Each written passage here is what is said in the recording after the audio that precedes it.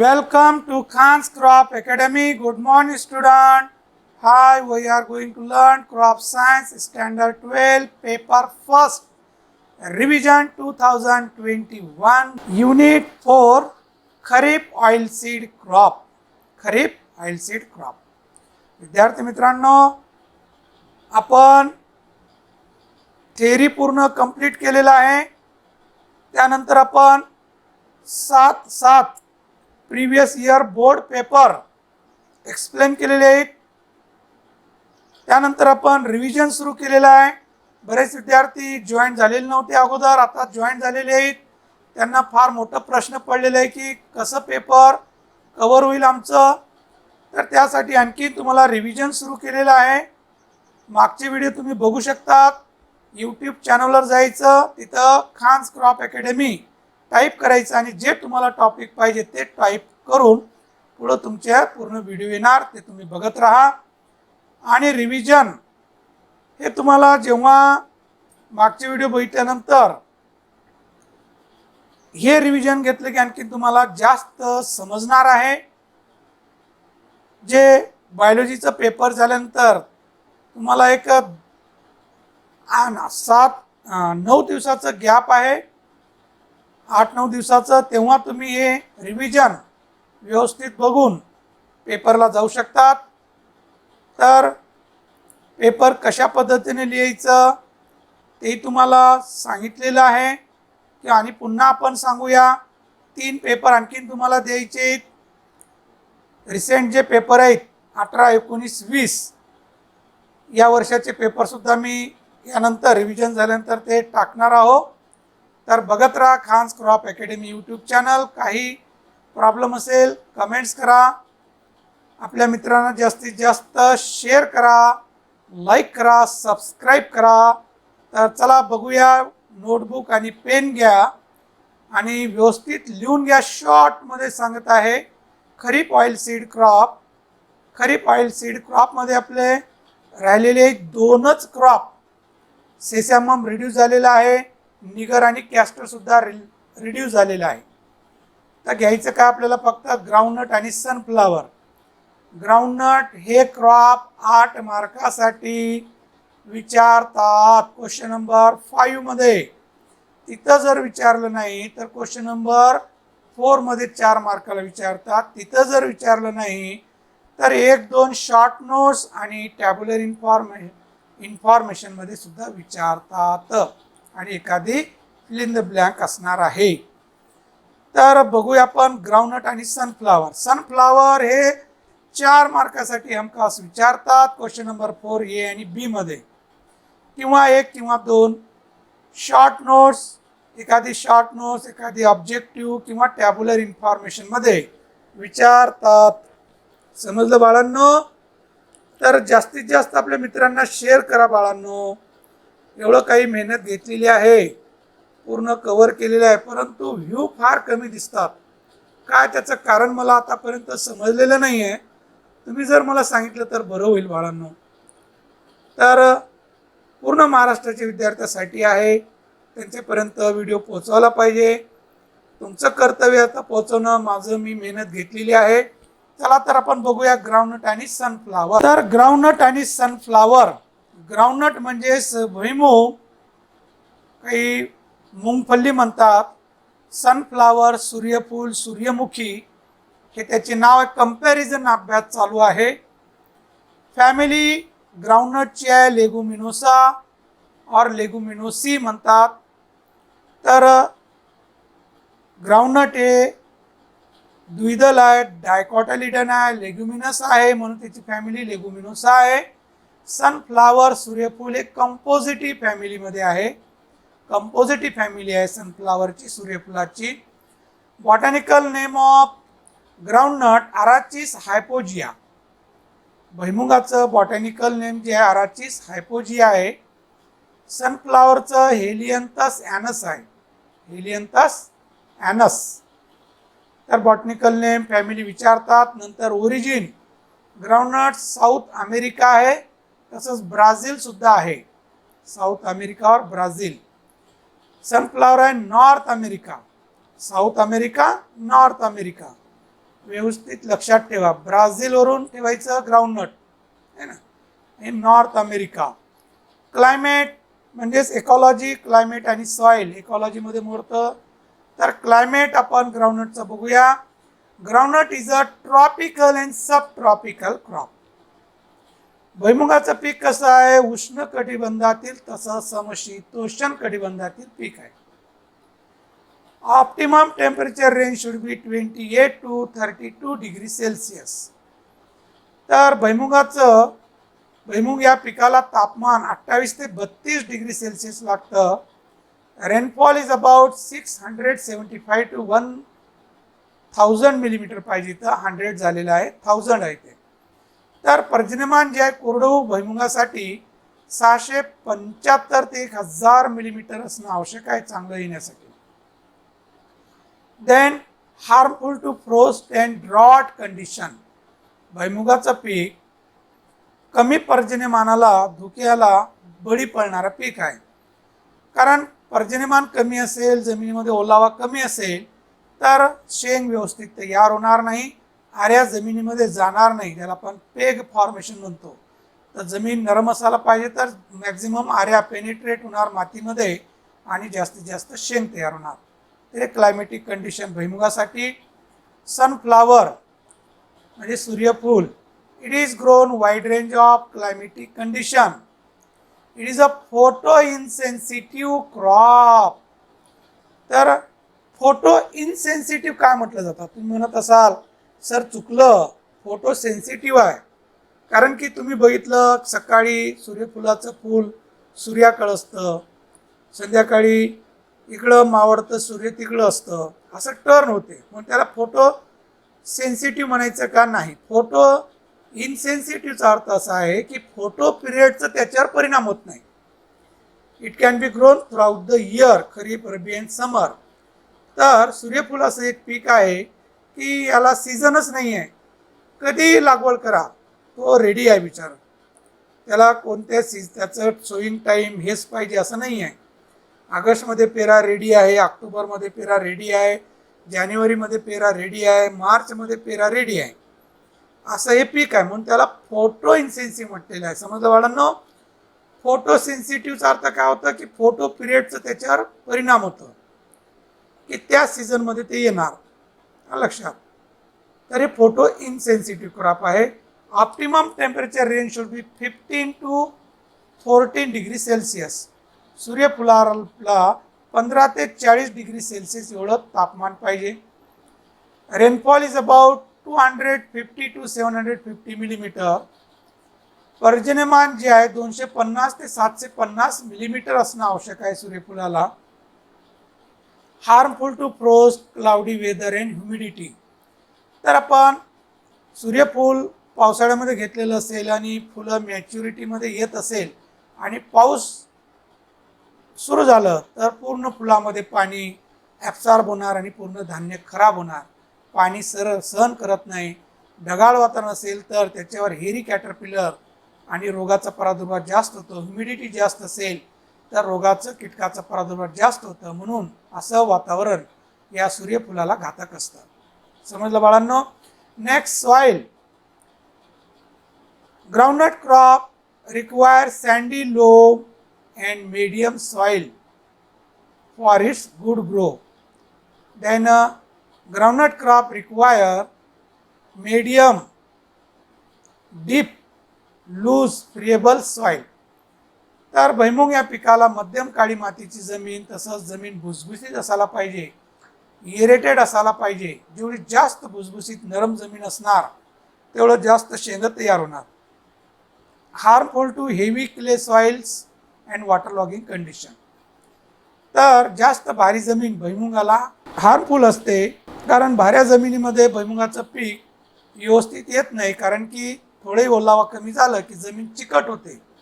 त्या चिकटमुळं शेंग जमिनीमध्ये व्यवस्थित तयार होत नाही, जमीन कॉम्पॅक्ट होऊन जातं, क्रॅक होते. कमी पर्जन्यमान झालं तर शेंगाचं उत्पादन मिळत नाही. यासाठी मध्यम काळी मातीची जमीन असणं आवश्यक आहे. जास्त भारी जमीन भुईमुगाला चालत नाही. Then sunflower crop grown all type of soil. सूर्यफूल हे कोणत्याही जमिनीमध्ये येणारं पीक आहे. It is a heavy feeder crop. It requires well drained, deep, highly fertile soil.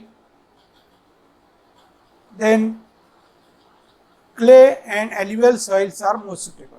तर सूर्यफूल कोणत्याही जमिनीमध्ये येतं, परंतु हे पीक कसं आहे, खादाळ पीक आहे. जेवढं आपण चांगल्या जमिनीमध्ये घेतलं तेवढं जास्त उत्पादन मिळणार. त्यासाठी उत्तम निचरा होणारी आणि जास्त फर्टाईल सॉइल असलेली, सुपीक जमीन असलेली या सूर्यफुलाला फार उपयुक्त असतं. त्यामध्ये आणखीन क्ले सॉइल आणि ॲल्युव्हियल सॉइल ह्या जमिनी फारच उपयुक्त ठरतात. नेक्स्ट, लँड प्रिपरेशन और pre tillage. It require deep, loose and friable soil. भुईमुग या पिकाला जमीन भुसभुशीत असणं आवश्यक आहे, फ्रेबल असणं आवश्यक आहे. 1 deep ploughing and 2 to 3 times cross wise harrowing. एक खोल नांगरणी आणि 2 ते 3 कुळोच्या पाळ्या देणं आवश्यक आहे. या पद्धतीनं भुईमुगाला पूर्व मशागत करणं आवश्यक आहे. नेहमी प्री टिलेज लँड प्रिपरेशन भुईमुगासाठी विचारतात, कारण की भुईमुगाचं उत्पादन जे आहे लँड प्रिपरेशनवरच अवलंबून आहे. जेवढं चांगलं लँड प्रिपरेशन करणार तेवढं उत्पादन जास्त मिळणार. त्यासाठी अगोदरचं पीक निघाल्याबरोबर काय करणं गरजेचं आहे, खोल नांगरणी करून घ्यायला पाहिजे की जमीन लूज होण्यासाठी, फिरेबल होण्यासाठी. त्यानंतर ढेकळे फोडणी करायला पाहिजे, 2 ते 3 वेळेस कुळोच्या पाळ्या द्यायला पाहिजे. नंतर जमीन काडी कचरा जमा करून जाळून टाकायला पाहिजे. नंतर शेणखत टाकायला पाहिजे. त्यामध्ये 10 ते 12 टन प्रति हेक्टरी आणि शेवटची कुळवणी करून आपल्याला ओलिताखाली पेरायचं असेल तर दांडा वगैरे तयार करून भुईमुगाची पेरणी करायला पाहिजे. या पद्धतीनं पूर्व मशागत देणं गरजेचं आहे. Sunflower crop deep ploughing should be done immediately after harvest of previous crop. अगोदरचं पीक निघाल्याबरोबर एक खोल नांगरणी करून घ्यायला पाहिजे. देन 20 to 30 सेंटीमीटर, तर 20 ते 30 सेंटीमीटर खोल नांगरणी करून घ्यायला पाहिजे. 2 to 3 times cross wise harrowing up to fine seed bed. त्याचबरोबर 2 ते 3 वेळेस कुळोच्या पाळ्या द्यायला पाहिजे जमीन भुसभुशीत होईपर्यंत. या पद्धतीनं लँड प्रिपरेशन करणं आवश्यक आहे. Then seed rate kg per hectare. Seed rate of groundnut depend upon the type of varieties and size of seed. बियाचं प्रमाण जे आहे ते जातीवर अवलंबून आहे. जसं इरॅक्ट आहे, स्प्रेडिंग आहे, सेमी स्प्रेडिंग आहे आणि स्पेसिंगवर सुद्धा अवलंबून आहे. तर कमी अंतराने लागवड केलं जास्त बी लागणार, जास्त अंतराने लागवड केलं कमी बियाणं लागणार. तिसरं, बियाच्या साईजवर आहे. आपण बघतो शेंगदाणे, घुंगरू शेंगदाणे जे असतात ते बियाचं प्रमाण जास्त लागणार. आणि जे आपण डायरेक्ट खाण्यासाठी वापरतो लाल असतात बघा टपुरे, तर ते जास्त बियाचं प्रमाण लागणार. तर साईजवर सुद्धा अवलंबून आहे.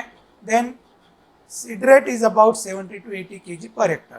तर 70 ते 80 किलो भुईमुगाचं बियाचं प्रमाण लागतं प्रति हेक्टरी लागवड करण्यासाठी.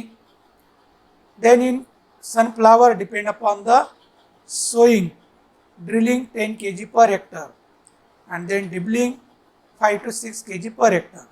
तर बियाचं प्रमाण जे आहे सूर्यफुलाचं पेरणीच्या पद्धतीवर अवलंबून आहे. ड्रिलिंगनं पेरलं तर 10 किलो आणि डिबलिंग केलं आपण एक बी लागवड केली असेल तर 5 ते 6 किलो बियाचं प्रमाण लागतं. Sowing method, groundnut crop sown by drilling and dibbling method. भुईमुगाचं पीक ड्रिलिंगनं आणि डिबलिंगनं पेरणी केली जाते. त्याचबरोबर सूर्यफूल सुद्धा ड्रिलिंग आणि डिबलिंगनंच पेरणी केली जाते. Spacing in centimetre, erect variety 30 by 10 centimetre, semi spreading 45 by 15 centimetre आणि then spreading variety 60 by 30 centimetre. तर अंतर जे आहे, पेरणीचं अंतर जे आहे ते जातीवर अवलंबून आहे. उपट्या भुईमुग असेल, इरॅक्ट म्हणजे उपट्या भुईमुग, त्याचं अंतर कमी असते कारण जास्त पसरत नाही. ते 30 by 10 सेंटीमीटर अंतराने लागवड करायला पाहिजे. जे सेमी स्प्रेडिंग असतं ते 45 सेंटीमीटर 2 ओळीमधलं, 15 सेंटीमीटर 2 झाडामधलं. आणि जे स्प्रेडिंग असतं त्याची लागवड डिबलिंग मेथडनंच केली जाते. ते 60 by 30 सेंटीमीटर अंतर ठेवून लागवड केली जाते. Then sunflower spacing is 45 by 15 centimetre in case of drilling. Drilling मेथडनं पेरणी केली आपण सूर्यफुलाची तर 45 by 15 सेंटीमीटरनं लागवड करायला पाहिजे. Then sowing time kharif last week of June to July. तर जुलैचं लास्ट वीक, जूनचं लास्ट वीक टू जुलैचं पूर्ण महिन्यापर्यंत आपण भुईमुगाची पेरणी करू शकतो खरीपमध्ये. आणि रबीमध्ये सहसा घेत नाही भुईमुग, समरमध्ये घेतलं जातं. ते जानेवारी फेब्रुवारी महिन्यामध्ये लागवड केली जाते भुईमुगाची. सूर्यफुलाची खरीपमध्ये 15 जून टू 15 जुलै, 15 जून ते 15 जुलैमध्ये पेरणी केली जाते खरीपची. Rabi September October and then summer January to February. सूर्यफूल हे तिन्ही सीझनमध्ये येणारं पीक आहे. Then manual fertiliser apply 5 to 10 tons of FIM per hectare at the time of land preparation. पूर्व मशागत करत असताना 5 ते 10 टन शेणखताचं प्रति हेक्टरी पूर्व मशागत करते वेळेस टाकायला पाहिजे. Recommended dose of chemical fertiliser is 20 kg nitrogen, 40 kg phosphorus, 30 kg potash per hectare at the time of sowing. तर लागवड करते वेळेस 20 किलो नत्र, 40 किलो फॉस्फरस, 30 किलो पोटॅश प्रति हेक्टरी द्यायला पाहिजे. आणि सूर्यफुलासाठी रेनफेडमध्ये असेल तर 5 to 10 tons per hectare at the time of land preparation.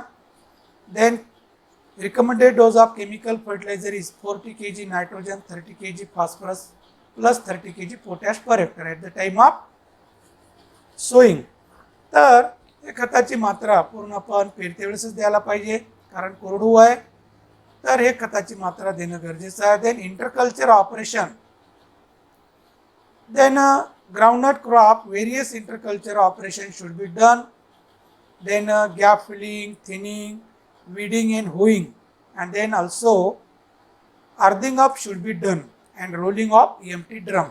तर भुईमुग या पिकाचा इंटरकल्चर ऑपरेशनवर भर द्या. ते 2 मार्कासाठी विचारतात. How interculture operation done in groundnut असं विचारतात किंवा why rolling of empty drum on groundnut असे प्रश्न विचारतात. तर तेव्हा आपल्याला लिहिणं गरजेचं आहे. तर इंटरकल्चरमध्ये gap filling immediately after filling the gap at 5 to 7 days after sowing for maintain plant population असं लिहायला पाहिजे. Gap filling should be thinning out should be done at 10 to 12 days after sowing for maintain plant population. तर thick plant population झालं असेल तर विरळणी करणं गरजेचं आहे. Then 1 weeding and 2 hoeing should be done at a 15 days interval. त्यानंतर एक कोळपणी आणि 2 वेळेस कोळपण्या द्यायला पाहिजे 15-15 दिवसाच्या अंतराने. 2 कोळपणीमध्ये एक खुरपणी करणं गरजेचं आहे. Then rolling of empty drum, rolling of empty drum in case of erect varieties that is SB11 for maximum penetrate the peg in to the soil. तर जे इरॅक्ट व्हेरायटी असतं जसं SB11 ही इरॅक्ट व्हेरायटी आहे तर ते सरळ वाढते, त्याची आर्या जमिनीमध्ये जात नाही. त्यासाठी आपण त्याला पसरायला पाहिजे. तर त्यासाठी एम्प्टी ड्रम काय केलं जातं पिकावर फिरवलं जातं. ते फिरवल्यामुळं काय होतं ते लवचिक असतं तर जमिनीलगत असं पसरणार त्याचे फांद्या, तिथून आर्या निघून जमीन लवकर पेनिट्रेट होणार आणि जास्तीत जास्त शेंग तयार होणार. तर यासाठी एम्प्टी ड्रम फिरवलं जातं. Then earthing up should be done in last hoeing. Earthing up should be done for easily penetrate the peg into the soil and good development of pod. तर हे अंडरग्राउंड क्रॉप आहे. तर यासाठी मातीची भरी देणं गरजेचं असतं. जसं उसाला मातीची भरी दिली जाते तसं भुईमुगाला मातीची भरी दिली तर भुसभुशीत मातीमध्ये लवकर आर्या जाणार आणि जास्त शेंग तयार होणार. तर हे इंटरकल्चर ऑपरेशन देणं गरजेचं आहे. सूर्यफुलामध्ये 1 weeding and 2 hoeing should be done at a 15 days interval. या सूर्यफुलामध्ये आपण गॅप फिलिंग, थिनिंग करू शकतो आणि 1 वेळेस खुरपणी, 2 वेळेस कोळपण्या 15 दिवसाच्या अंतराने द्यायला पाहिजे. Next irrigation.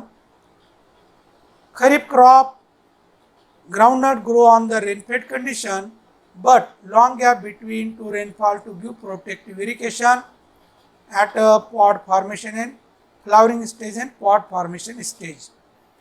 तर खरीप ग्राउंडनट हे ओलिता कोरडं घेतलेलं असतं. ओली देण्याची आवश्यकता नसते, परंतु पावसानं जर जास्त गॅप दिलं असेल अशा वेळेस आपल्याला त्याला काय करणं गरजेचं आहे, ओलीत करणं गरजेचं आहे. तर 1-2 पाण्याच्या पाळ्या देणं अति आवश्यक आहे की व्यवस्थित उत्पादन मिळणार. कारण जमिनीमध्ये ओलावा नसेल तर आऱ्या जमिनीमध्ये जाणार नाही, शेंग व्यवस्थित तयार होणार नाही। यासाठी ओलीत करणं गरजेचं असतं। Summer groundnut give regular irrigation 8 to 10 days interval and in winter season 10 to 12 days interval. तर उन्हाळी भुईमुगला 8 ते 10 दिवसाच्या अंतराने कंटिन्युअस पाणी देणं गरजेचं असतं। त्याचबरोबर रब्बी सीझनमध्ये लागवड केली असेल भुईमुग तर ते 10-12 किंवा 12 ते 15 दिवसांनी पाणी दिलं तरी चालतं। In case of sunflower, kharif sunflower do not give irrigation but long dry spell between two rainfall to give protective irrigation at a flowering stage and grain formation stage.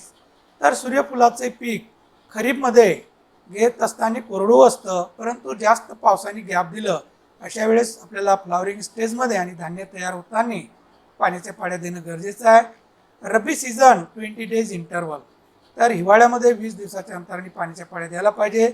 Summer season at 8 to 10 days interval, तर उन्हाळ्यामध्ये 8 ते 12 दिवसाच्या अंतराने पाण्याच्या पाड्या देणं आवश्यक आहे। तर ड्रिपनं देणं स्प्रिंकलर आणि ड्रिपनं दिलं तर फार पाण्याची बचत होते।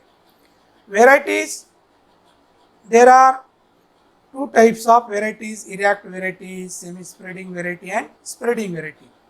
अशा 3 टाईपच्या भुईमुगाच्या व्हेरायटी असतात, पण इथं आपण कॉमन व्हेरायटीची नावं देत आहे। 4 व्हेरायटी आपल्याला पाठ असायला पाहिजे। तर इथं इरॅक्ट व्हेरायटी कोपरगाव 3 SB11 JL24, ज्याला फुले प्रगती असं म्हणतात, AK10, आणि सेमी स्प्रेडिंग TMV10 आहे, AK811 आहे। नंतर स्प्रेडिंग कराड 411 आहे, TMV1 आहे। तर ह्या 3 टाईपच्या व्हेरायट्या 2-2 उदाहरणं आपण दिलेली आहेत। तर कोणती 4 व्हेरायट्या स्पेशल असं विचारत नाही, फक्त व्हेरायट्या म्हणतात, तर तेव्हा कोणती 4 व्हेरायट्याची नावं द्यायचे। सूर्यफुलाचे व्हेरायटी विचारतात 4, मॉडर्न आहे, सूर्य आहे, सनराईज आहे, BSH1 हे हायब्रिड व्हेरायटी आहे, LDMRSH1, LDMRSH3 हे सुद्धा हायब्रिड व्हेरायटी आहे, EC 64414 आणि EC 16750। तर एक मॉडर्न, सूर्या, सनराईज हे लक्षात राहू शकते, BSH1 ह्या व्हेरायट्या लक्षात राहू शकतात। तर 4 व्हेरायट्या कोणती पाठ असणं आवश्यक आहे। Duration, groundnut crop duration depend upon the type of variety. Early variety 100 days, semi spreading 120 days, spreading variety 150 days। तर भुईमुगाच्या ड्युरेशन जे आहे ते जातीवर अवलंबून आहे। लवकर येणारी जी जात आहे 100 दिवसामध्येच येते, उशिरा येणारी जी जात आहे 120 ते 125 दिवस लागतात। सेमी स्प्रेडिंग आणि स्प्रेडिंग व्हेरायटी जी आहे ते 150 दिवसामध्ये येते। उपट्या भुईमुग लवकर येते, निम पसरी थोडा उशिरा येते आणि पसरी तर 150 दिवस लागतात। आणि सूर्यफूल 90 to 120 days येतं, 90 ते 120 दिवसामध्ये सूर्यफूल काढायला येतं। हार्वेस्टिंग लिहित असताना ड्युरेशन मेन्शन करणं गरजेचं आहे, त्यानंतर मॅच्युरिटी साईन आणि कसं हार्वेस्टिंग केलं जातं एवढे पॉईंट एक्सप्लेन करणं आवश्यक आहे। तर ड्युरेशन हार्वेस्टिंग लिहिताना असं लिहायला पाहिजे, groundnut crop ready for harvesting depend upon the type of varieties, that is early 100 days, semi spreading 120 days, spreading 150 days interval असं लिहायचं। Maturity sign, plant leaves turn yellowish in colour and start withering, then pods tough to fill, हे maturity sign आहे त्याचे। Then erect variety harvesting should be done depend upon the type of variety, erect variety pulling out, semi spreading and spreading variety harvesting should be done by ploughing and harrowing. Then after exposed veins, remove the pods and dried into the up to 1 week. तर या पद्धतीनं harvesting लिहिणं गरजेचं आहे। काय काय सांगितलं बाळांनो, ड्युरेशन सांगितलं, मॅच्युरिटी साईन, आणि हार्वेस्टिंग कशावर अवलंबून आहे, जातीवर अवलंबून आहे। उपट्या भुईमुग असेल तर उपटावं लागेल, हाताने उपटून येतं, पूर्ण शेंग निघतात। पण सेमी स्प्रेडिंग स्प्रेडिंग व्हेरायटी जी आहेत ते उपटता येत नाही, शेंग तुटून जातात, त्यासाठी नांगरणी किंवा कुळवणी करायला पाहिजे। तर वेल पूर्ण भुसभुशीत होणार आणि वेल जमा करून एका सावलीमध्ये बसून ते शेंग वेगळे करायला पाहिजे आणि शेंग वाळून ठेवून नंतर त्याला गोडाऊनमध्ये, रॅटप्रूफ गोडाऊनमध्ये स्टोअर करा किंवा मार्केटला सप्लाय करा। या पद्धतीनं harvesting, how harvesting of groundnut नेहमी विचारतात। तर ग्राउंडनटचं हार्वेस्टिंग कंपल्सरी करून ठेवायला पाहिजे. काही वेळेला सनफ्लावरचे हार्वेस्टिंग विचारलेलं होतं. सनफ्लावरचे हार्वेस्टिंग लिहित असताना sunflower crop ready for harvesting 90 to 120 days after sowing असं लिहायचं. Leaves turn yellowish and start dropping. Maturity sign लिहायचं की पानं पिवळे होतात, खालची पानं वळून जातात. Flower heads are cut and dried in to sun. तर दोन पद्धतीने आपण हार्वेस्टिंग करू शकतो. एक तर फुलं स्टँडिंग क्रॉपपासनं तोडून घेऊ शकतात, किंवा दुसरं ग्राउंड लेवलपासनं झाड कट करून त्याला खाली पाडलं जातं आणि नंतर 1-2 दिवसांनी वाढल्यानंतर ते हार्वेस्टेड प्लांटचे नंतर एअर हेड फ्लावर कट केले जातात. दोन पद्धतीने हार्वेस्टिंग केलं जातं, कारण वाळण्यासाठी सोपं जातं जर आपण झाड कट केलं तर. पण ढगाळ वातावरण वगैरे असेल तर अशा वेळेस फक्त फुलं तोडून घेतात आणि त्याला वाळून नंतर मग थ्रेशिंग केलं जातं. Then cleaning the seed by winnowing or power thresher machine. Clean the seed fill in to gunny bags अशा पद्धतीने लिहायचं. नंतर यील्ड जे आहे ग्राउंडनटचं, yield of groundnut depend upon the type of variety असं लिहायचं. That is early erect variety 8 to 10 quintal per hectare. Then semi spreading 10 to 12 quintal, spreading 15 to 70 quintal. And then summer groundnut 30 quintal per hectare means irrigated. तर उत्पादन जे आहे भुईमुगाचं ते जातीवर अवलंबून आहे. उपट्या भुईमुग असेल ते 8 ते 10 क्विंटल प्रति हेक्टर उत्पादन देतं. सेमी स्प्रेडिंग असेल 10 ते 12 आणि स्प्रेडिंग असेल तर 15 ते 17 क्विंटल. आणि उन्हाळ्याचं असेल तर 30 क्विंटलपर्यंत शेंगाचं उत्पादन मिळतं. Then sunflower yield depend upon the type of variety and cultivation method. Early variety 5 quintal per hectare, late variety 15 quintal per hectare. सूर्यफुलाचं लवकर येणारी जात असेल 5 क्विंटल आणि उशिरा येणारी असेल तर 15 क्विंटल प्रति हेक्टरी उत्पादन मिळतं सूर्यफुलाचं. Important pest jassid, aphid, thrips. तर यावर असं काही इम्पॉर्टंट पेस्ट नसतात, ते विचारत नाही. नंतर सूर्यफुलावर ग्राम पॉट बरोबर असतं.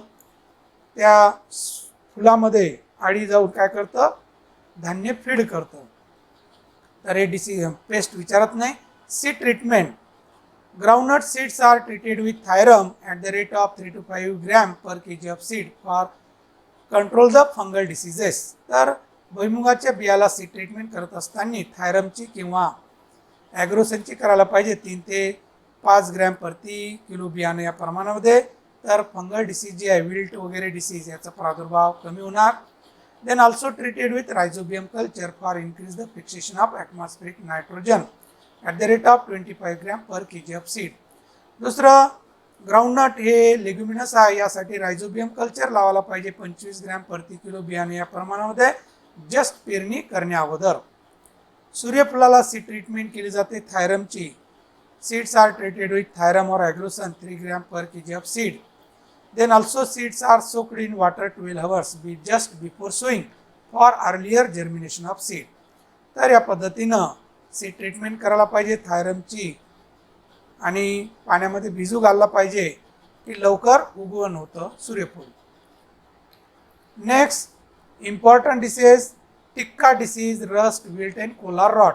तर टिक्का डिसीज नेहमी भुईमुगावर येत असतं आणि ते विचारतात बोर्ड एक्झाममध्ये फिलिंग द ब्लँकमध्ये आणि शॉर्ट नोटमध्ये नेचर सिम्पटम्स आणि कंट्रोल मेजर लिहावं लागतं टिक्का डिसीजचं. हे पाठच पाहिजे. टिक्का डिसीज कशावर येतं तर ग्राउंडनटवर. इकडं सूर्यफुलावर येणारे जे डिसीज आहे डाउनी मिल्ड्यू आहे, रस्ट आहे. नंतर इकॉनॉमिक युजेस हे 2 मार्कासाठी विचारतात. राईट इकॉनॉमिक युजेस किंवा इकॉनॉमिक युजेस ऑफ ग्राउंडनट. तर groundnut is a main oilseed crop grown in India. It is also cash crop grown in India. तर हे तेलवर्गीय पीक महत्त्वाचं आहे, देशामधलंच महत्त्वाचं आहे. 60% लोक भुईमुगाचं तेल वापर करतात, भारतामध्ये वापर करतात आणि तो कॅश क्रॉप म्हणून घेतलं जातं, म्हणजे पैशाचं पीक आहे. Groundnut used for extraction of oil and oil used for cooking and वनस्पती घी making.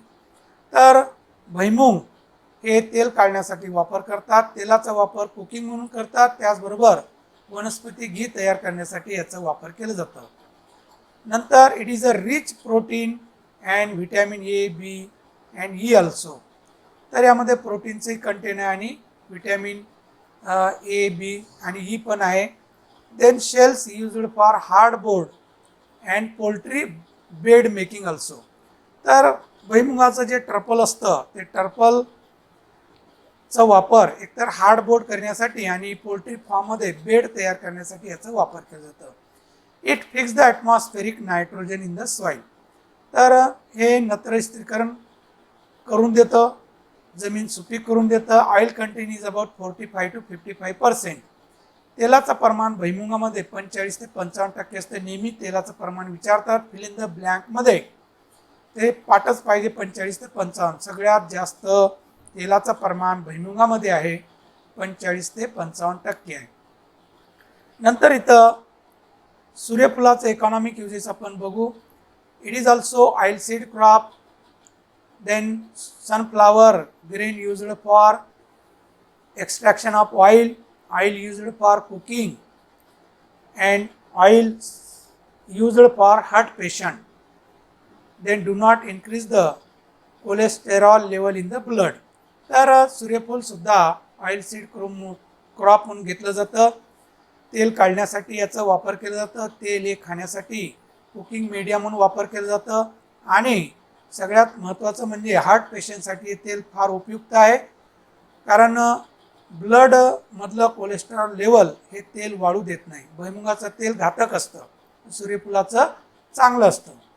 Oil is fair content of vitamin D and E. या तेलामध्ये डी आणि ई व्हिटॅमिन आहे. Oil used for manufacturing of paint, soap. तर oil याचं manufacturing product म्हणून वापर केलं जातं. पेंट आहे, सोप आहे, लुब्रिकंट आहे, नंतर कॉस्मेटिक आहे. हे तयार करण्यासाठी, मॅन्युफॅक्चरिंग प्रॉडक्ट तयार करण्यासाठी याचा वापर केला जातं. Cake used for cattle feed. याचं जे केक आहे, पेंड आहे, हे जनावरांचा आलप म्हणून वापर केला जातं. भुईमुगाचाही वापर केला जातं ऑइल केक म्हणून. Oil cake used for manufacturing of paper pulp also. सूर्यफुलाची पेंड जनावराला तर आलप म्हणून वापरतात, त्याचबरोबर त्याची पेंड पेपर पल्पसाठी वापरतात त्याची पेंड. Dried stalk are used as a fuel. तर सूर्यफुलाचं ड्राईड स्टाक हे इंधन म्हणून वापर करतात खेडी भागामध्ये. Then oil content is about 40 to 45%. तेलाचं प्रमाण सूर्यफुलामध्ये 40 ते 45% आहे. तर या पद्धतीनं इकॉनॉमिक युजेस लिहायला पाहिजे. भुईमुगाचंही इकॉनॉमिक युजेस पार्ट असायला पाहिजे. त्याची vines feed to cattle fodder असं लिहायला पाहिजे, कारण वेल वर्गीय आहे. वेल याची जनावराचं वैरण म्हणून वापरतात, फॉडर म्हणून वापर केलं जातं. रिमार्कमध्ये आपण दिलेलं आहे एस बी व्हेरायटीचे कॅरेक्टर, कारण 2 मार्कासाठी कॅरेक्टर सुद्धा विचारतात. It is a erect type of variety असं लिहायचं. Duration is about 105 to 120 days. तर 105 ते 120 दिवसामध्ये येणारी ही व्हेरायटी आहे. Oil content is about 52%. S B 11मध्ये तेलाचं प्रमाण 52% आहे. Shelling percent is 75%. शेलिंग म्हणजे शेंगदाण्याचं प्रमाण हे 75% आहे. 25% टर्पल निघतात. It is grown kharif and summer season. ही व्हेरायटी खरीपमध्ये आणि उन्हाळ्यामध्ये लागवड करण्यासाठी चांगली आहे. Yield is about 12 to 15 quintal per hectare in kharif. तर उत्पन्न 12 ते 15 क्विंटल खरीपमध्ये मिळतं या जातीचं उत्पन्न. नंतर कराड या जातीचे गुणधर्म इथं दिलेले आहेत. It is a spreading variety. Duration is about 145 to 150 days. म्हणजे स्प्रेडिंग व्हेरायटी आहे. 145 ते 150 दिवसामध्ये येतं. Oil content is about 48%. यामध्ये तेलाचं प्रमाण कमी आहे, म्हणून याचं जे कर्नल आहे हे जाड असतं आणि डायरेक्ट खाण्यासाठी, रॉ कन्झम्पशनसाठी हे चांगलं असतं. शेलिंग 74%. तर 74% सेलिंग पर्सेंटेज आहे याचं. त्या पद्धतीनं हे व्हेरायटी गुणधर्मसुद्धा विचारतात. तर विद्यार्थी मित्रांनो, बेस्ट ऑफ लक. रिव्हिजन पूर्ण घेणार आहोत, तर तुम्ही निवांत राहा, व्यवस्थित चॅनल बघत राहा. पूर्ण रिव्हिजन आपण घेणार आहोत, तर व्यवस्थित व्हिडिओ बघा. समजलं नसेल रिपीट करा, परंतु पूर्ण बघा आणि लिहित चला बाळांनो, तर समजणार. तर आपल्या मित्रांना जास्तीत जास्त शेअर करा, लाईक करा, सबस्क्राईब करा. 11वीचे मित्र असतील त्यांना पण सांगा की 12वीचा व्हिडिओ बघत चला, जास्त टेन्शन येणार नाही. तर विद्यार्थी मित्रांनो, इथं आपण थांबूया. थँक्स. जय जवान जय किसान.